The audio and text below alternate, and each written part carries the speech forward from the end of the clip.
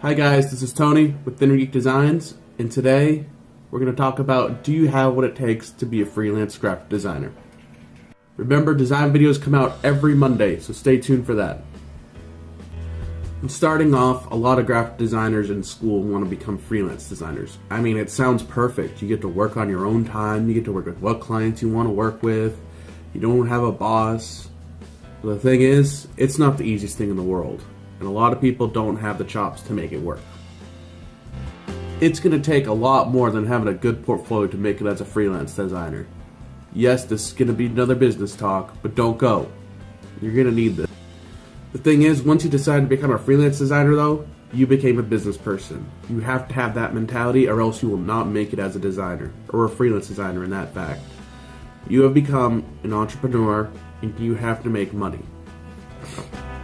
To make it as a freelance designer, you're going to spend as much time as you're designing looking for clients. That means you're going to need to look for potential clients, new clients, talking with old clients to see if they have projects. The question comes down to, are you willing to put in the work that it requires to find clients? Are you going to spend 7 to 8 hours a day finding new leads? You don't have to do that to be successful, but when starting off, you have to find as many jobs as you can to start off. You also have to take into account, as a freelance designer, a lot of us work alone. And a lot of us can't handle that time alone. A lot of us start going crazy after a while, and it's just, you kind of just have to start working in other places just to feel like you're working with other people.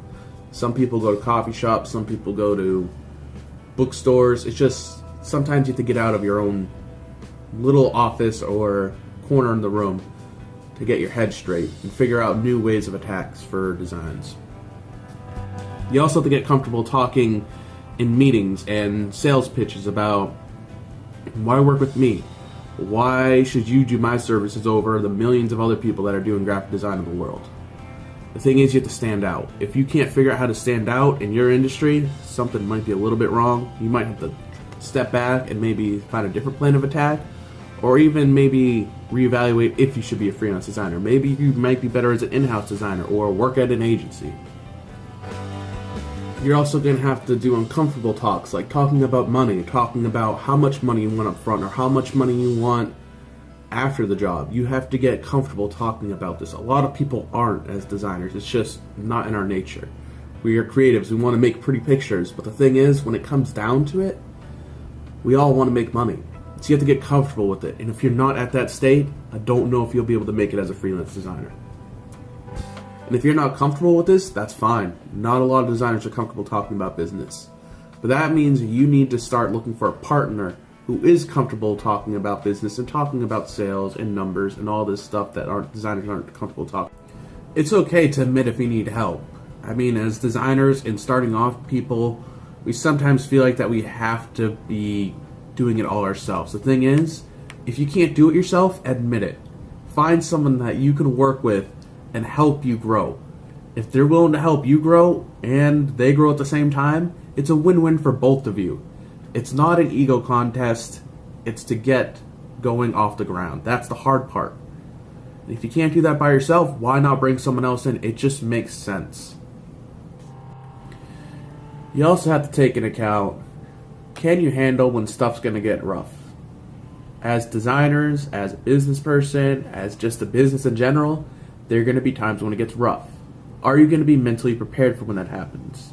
A lot of people may not be prepared for that yet. They may not be ready to handle when stuff hits the fan, how to handle it, how to pivot, how to change, how to adapt. You got to take this into consideration. Graphic design changes almost every day, almost every month even.